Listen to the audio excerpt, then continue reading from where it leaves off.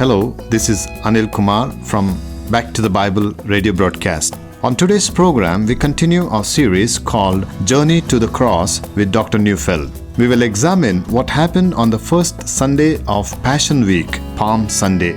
Now let's look at the four Gospels and focus on the journey of Christ. Now let's go back to the Bible with Dr. John Neufeld.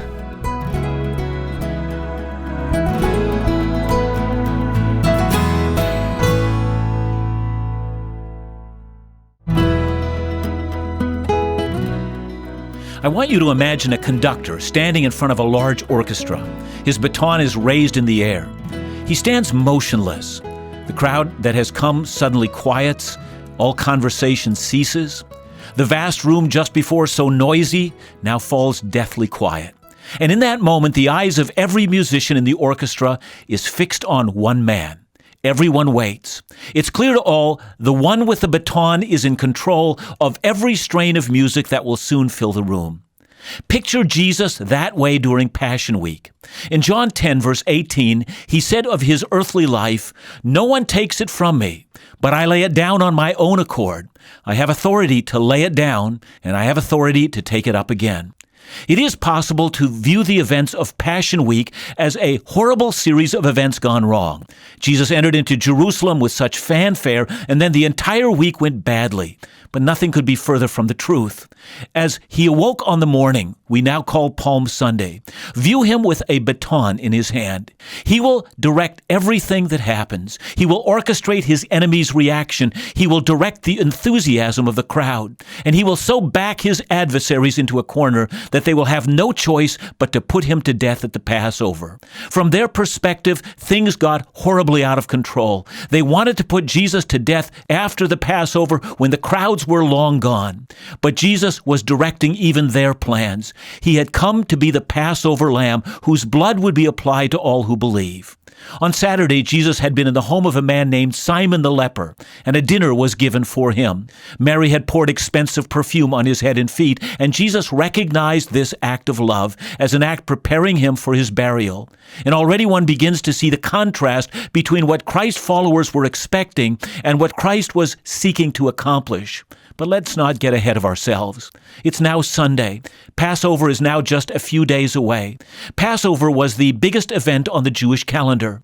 Jews from all over the world came to Jerusalem. They would travel overland in caravans. Some crossed the Mediterranean in ships. Others were local Galilean pilgrims. Some were even curious Gentile tourists.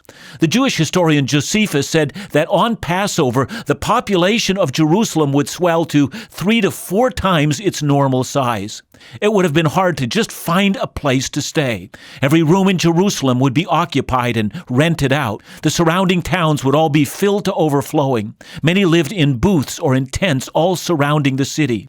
During this time, Jerusalem would be transformed into one of the largest centers in the world. If Jesus was to die for the sins of the world, he would step onto center stage. He would die with the eyes of the nation fixed on him. The Romans, under the leadership of Pontius Pilate, moved all their troops from their headquarters in Caesarea to Jerusalem, an 80-kilometer move. Pilate himself would make his temporary headquarters in the Antonia Fortress, right in Jerusalem, a fortified barrack for his soldiers should they need a place to fight from. The chance of Jewish riots would always be strong at Passover, so the Romans maximized their power to be brutal should they need to be. The problem was simple. Passover was the celebration of liberation from foreign domination. And so the Roman military would be on high alert, and Jerusalem would become a virtual police state. Armed militia would be positioned every few yards. If there were a messianic uprising, the Romans would be ready. And at the temple, hundreds of thousands of unblemished lambs were being prepared for sacrifice. There was a drain pipe from the altar of the temple which would carry all that blood and drain it into the Kidron Valley which surrounds Jerusalem. Before that week was over, the entire valley around Jerusalem would run red with blood.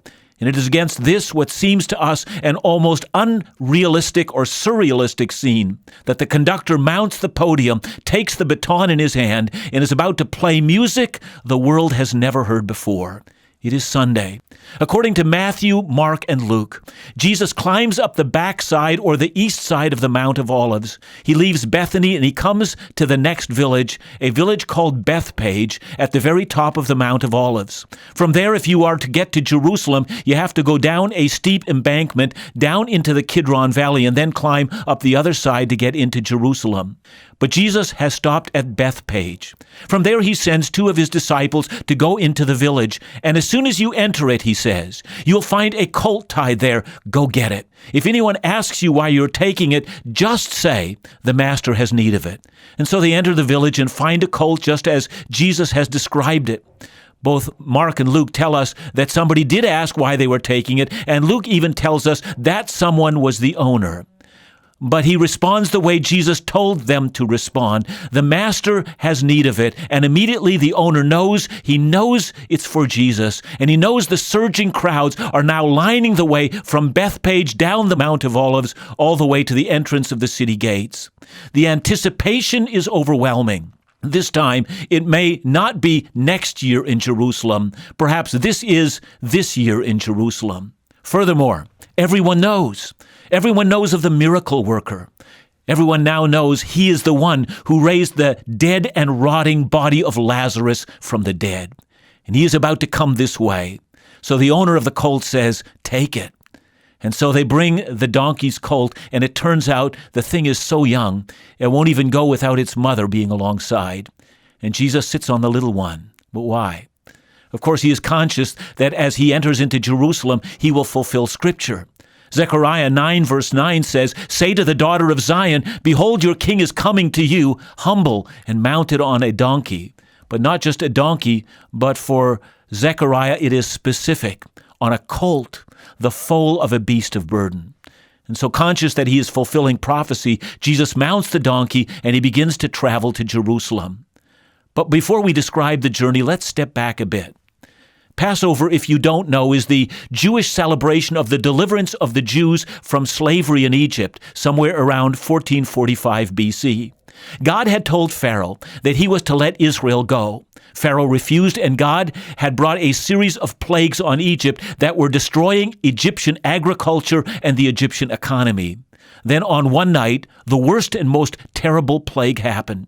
God announced that he was putting to death all the firstborn in Egypt, from the firstborn of the cattle to every firstborn person in the land.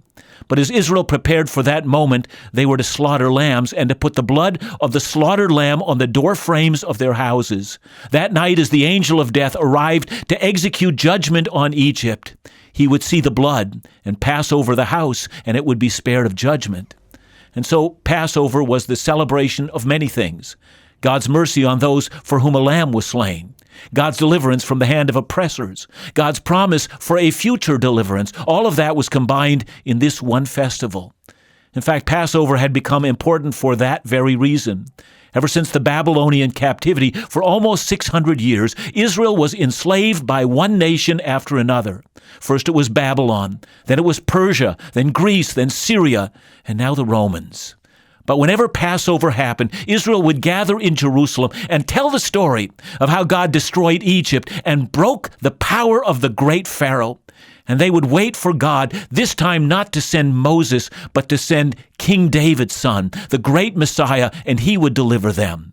And every year when Passover was finished, the Messiah had not yet come, and the Jews would say to one another, next year in Jerusalem, next year, perhaps that will be the year that he comes. And the Sadducees had to walk a very fine line with the Roman overlords. On the one hand, they defended their right to celebrate Passover as a part of their religion. But on the other hand, they had to make sure that Rome understood that Passover was not really treason at all.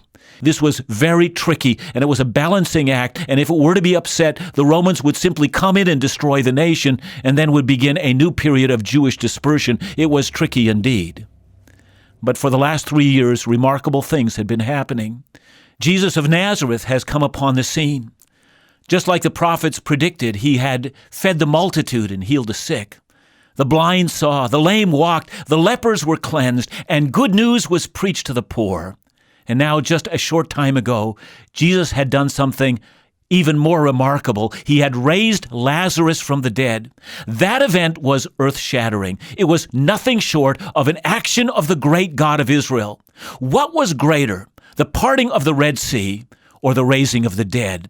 Everyone knew the answer. Truly, God was among them, and there was an anticipation this year in Jerusalem, not next year, but this year. Jesus would come to Jerusalem, ascend the throne, deliver Israel from the 600-year humiliation of being in bondage. And now the word was out. He was coming. And as he came from Bethany to Bethpage, thousands, perhaps tens of thousands, or maybe over 100,000 pilgrims lined the way and were cheering him on.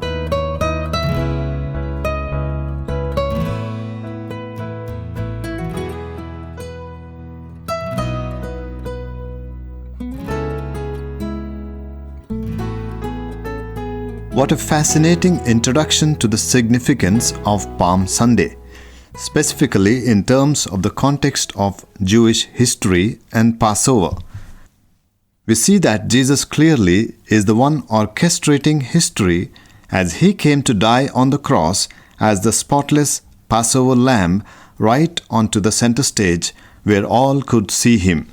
But was this Messiah long anticipated, the one that Jews really wanted or understood? Dr. Neufeld will help us unpack this central question. Back to the Bible, leading people into a dynamic relationship with God.